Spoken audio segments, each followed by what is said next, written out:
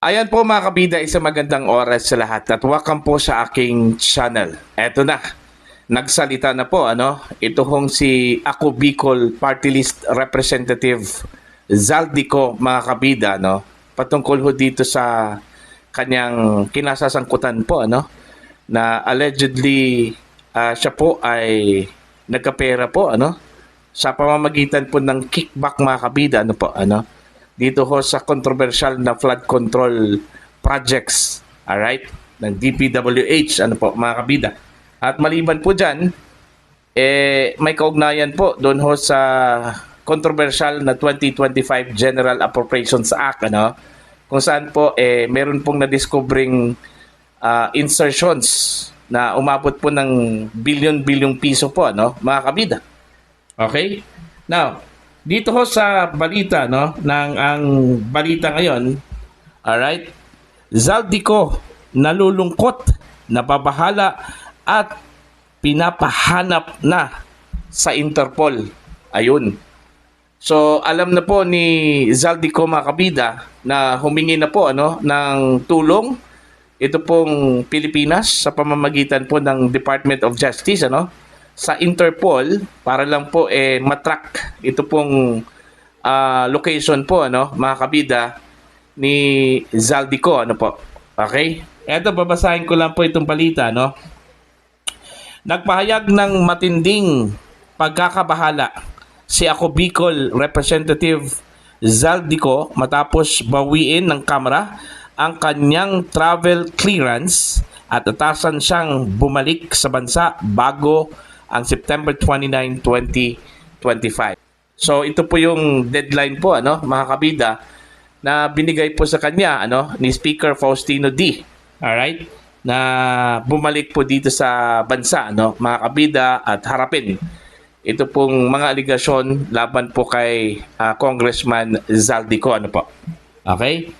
Giit niya, siya'y pinagkakaitan ng panahon para sa matagal na gamutan abroad at ang revocation ay bunga ng pressure, hindi ng tamang ebidensya at proseso. Dagdag pa ni Ko, hindi lang siya kundi pati ang kanyang pamilya ang nasa alanganin. Umaasa ako na kapag bumalik ako sa Pilipinas, igagalang ang due process at masisiguro ang kaligtasan ko at ng aking pamilya. Ngunit lalong lumala ang sitwasyon matapos kumpirmahin ng DOJ na humihiling na ito sa Interpol ng Blue Notice para matunton ang kanyang kinaroroonan. Batay sa investigasyon ng Senate Blue Ribbon Committee at rekomendasyon ng NBI na isang sampahan ng kaso kaugnay ng flood control corruption scandal. Kasama sa mga kaso ang di umano'y graft, indirect bribery at malversation. Ibinulgar ng dating DPWH Bulacan Engineer Henry Alcantara at ex-security aide Orly Godesa na tumanggap umano si Ko ng kickbacks at maletang may pera, bagay na mariing niyang itinanggi.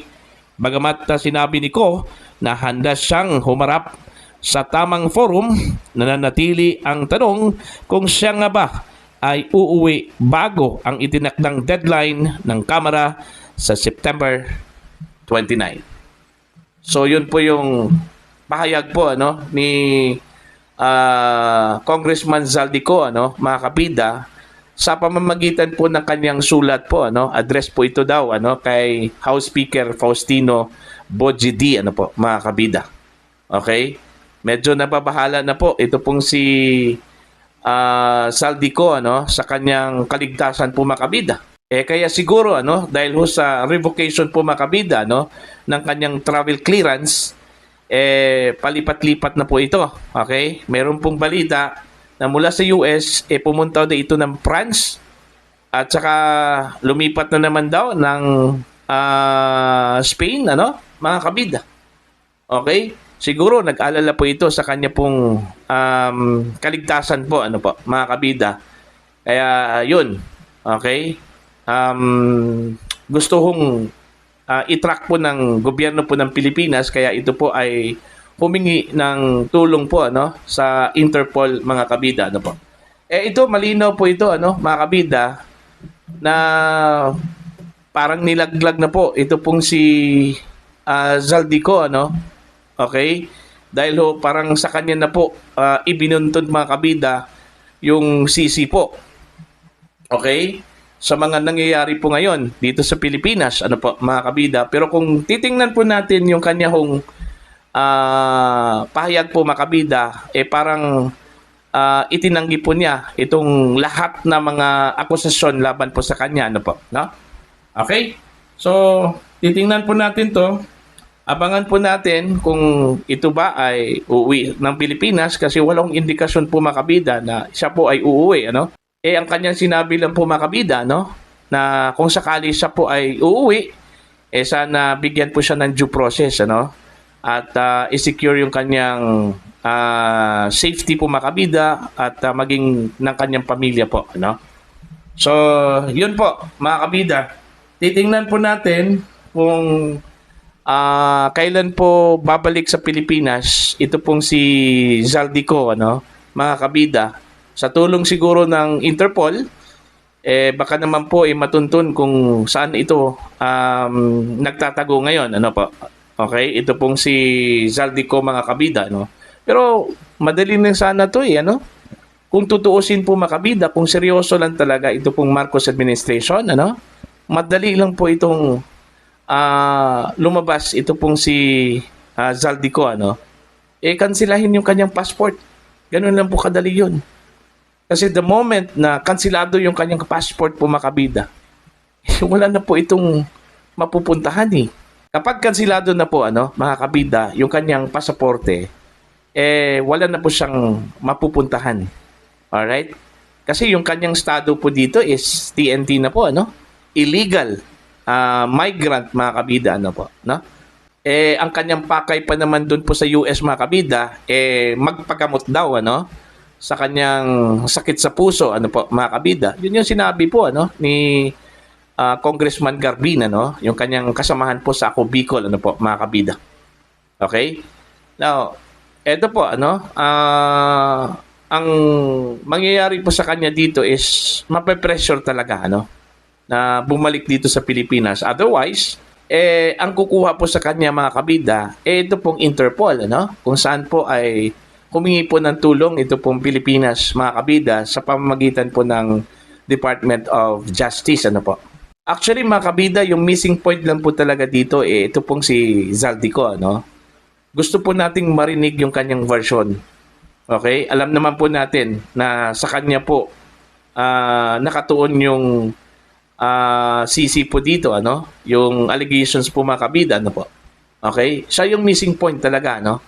Kasi unang-una po, ayaw po magsalita po ni Martin Romualdez, ano? Okay? At ayaw po ata siyang tawagin po ng Senado, ano? Dahil sa interparliamentary courtesy, ano po? Ito ngang si Ako Bicol Party List Representative Zaldico, ayaw pong ipatawag po ni Senator Lacson. Okay? Kasi po, dahil ho sa interparliamentary courtesy. Alright, pwede naman po siyang imbitahin eh. In fact, si Martin Romualdez po, kung ayaw po ni Zaldico kasi malayo, itong si Congressman Martin Romualdez, pwede naman pong imbitahin yan ng Senado, ano, mga kabida, na hindi po kailangang i-pressure na dumalo kasi because of the interparliamentary courtesy, ano po, no? Pero pwede hong imbitahin. Depende na po yan sa kanya kung siya po ay haharap po sa Senado, ano? Ang importante lang po dito, mag-imbita ito pong Senate Blue Ribbon Committee po, ano, mga kabida. Wala po tayong effort, ano, na ginawa yan ng Senate, ano. Kasi outright po na sinabi na ayaw po nilang imbitahin kahit sinong kongresista po na nasangkot yung kanilang pangalan po dito ho sa controversial na flood control projects po mga kabida, no, because of that interparliamentary courtesy. So doon pa lang, malabo na pong imbitahin ito pong si Martin Romualdez. Okay? Unless siguro kung voluntaryo po siyang pumunta sa Senado at magsasalita po, ano, mga kabida. Diba? Ganun lang po yun eh. Pero doon po sa kaso po ni Vice President Sara Duterte, ano, mga kabida. did the House of Representatives afford her of that parliamentary courtesy? Ano pa? Kasi vice presidente po yun ano? Mga kabida. Hindi naman po binigay sa kanya yun Tapos, i-invoke ni Senator Lacson yung interparliamentary courtesy, ano? Ano pa lang mas mabigat po, mga kabida? Yung interparliamentary courtesy o ito pong katotohanan po na gusto po nating malaman po dito, mga kabida, Okay? Yun lang po yun Simple lang po yun. Okay? Kung hindi po natin pwedeng i-pressure ang isang lawmaker mula sa House of Representatives na umattend po, mga kabida, sa Senate hearing, pwede naman po nating pakiusapan po, Okay, kung pwede, dumalo ka at magtatanong lang kami sa inyo. Pero kung ayaw, wala po tayong magawa po doon. At least, meron pong effort ang Senate, na inimbita. Kaysa wala, mga kabida. At least man lang, yung impression po ng taong bayan po sa kanila, mga kabida, hindi po negatibo, Kasi dito ho sa pronouncement po ni Senator Lacson, hindi po niya pwedeng imbitahin ito pong si Zaldico because of interparliamentary courtesy. Diba? Pumunta nga doon si Toby Chanko Diba? Pumunta nga doon sa Senate Blue Ribbon Committee hearing, mga kabida. See? Because he was invited. Ganun lang po yun. Same with other congressmen na naidawit yung kanilang pangalan po dito. Okay? The Senate can invite them. Okay? If they refuse and opted not to attend, wala ho tayong magawa po doon, mga kabida. Bahala na po si Batman. Okay? Na humusga po doon po sa kanyang refusal, mga kabida. Okay? So, dito ho sa case po ni Congressman Zaldico, kung talagang seryoso po ang gobyerno na mapauwi po ito sa Pilipinas, kasi kung umasa po tayo dito kay Zaldico, baka naman po magunaw na lang po ang mundo, hindi po ito babalik sa Pilipinas, mga kabida. Okay? So, dapat the action will start from the government. Anong gagawin po? So, pwede hong i-cancela yung kanyang pasaporte in order to pressure him, mga kabida, na bumalik na po ng bansa. Siguro ayaw po niyang makulong po doon, kung sakali hong mahuli po siya, na siya po ay illegal alien po, mga kabida. Kasi kansilado na po yung passport Pero ginawa po ba yan ng gobyerno? Wala Umaasa lang po sila, na magdesisyon ito pong si Zaldico na umuwi po ng Pilipinas. Kasi doon pa lang sa letter po niya, walang indikasyon po doon na siya po ay mayroon pong intention na bumalik dito. Okay? Ang hiningi lang po niya, kung sakali hong umuwi siya, sakali lang po. Sana mabigyan po siya ng patas na treatment, investigasyon at saka due process po, mga kabida. Okay?